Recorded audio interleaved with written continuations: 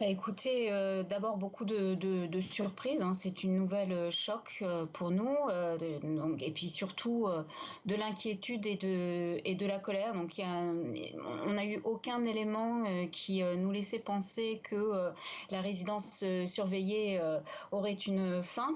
On a appris ça par surprise, hier matin par, l'avocat de Fariba Adelra et maintenant on est, vraiment très, très inquiets à la fois, de par les raisons de cette décision, hein, dont on ne sait rien, et aussi on est inquiet de savoir dans quelles conditions actuellement Fariba est incarcérée à Evin. Et à votre avis, l'Iran prend cette décision, pourquoi Fariba Adelkhaï, et on sait qu'il y a ces négociations sur le cœur, elle est sacrifiée sur l'autel de la géopolitique?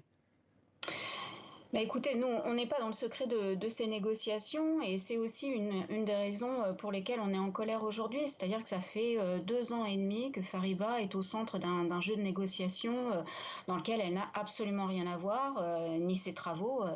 D'ailleurs, c'est un jeu vraiment cynique que joue le pouvoir iranien en gardant ces binationaux ou sous la main pour pouvoir entrer dans le jeu des négociations. Donc là, Est-ce que c'est vous avez vrai le que sentiment que le gouvernement français fait le maximum pour obtenir sa libération? bah, écoutez, les autorités françaises sont depuis le début très très engagées sur ce dossier, très présents.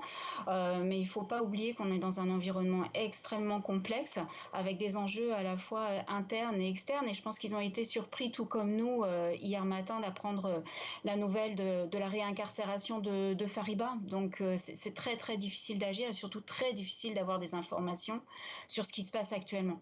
Merci beaucoup Sandrine Perrault, membre du comité de soutien donc à